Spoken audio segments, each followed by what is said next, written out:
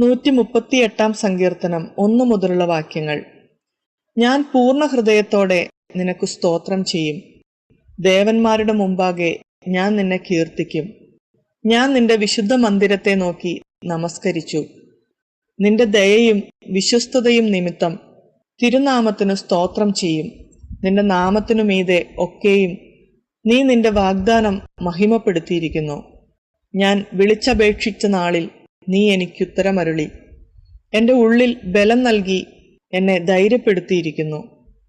യഹോവേ, ഭൂമിയിലെ സകല രാജാക്കന്മാരും നിന്റെ വായിൻ വചനങ്ങളെ കേട്ടിട്ടു നിനക്ക് സ്തോത്രം ചെയ്യും. അതെ, അവർ യഹോവയുടെ വഴികളെക്കുറിച്ച് പാടും. യഹോവയുടെ മഹത്വം വലിയതാകുന്നുവല്ലോ.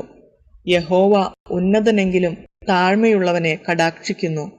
ഗർവിയെയോ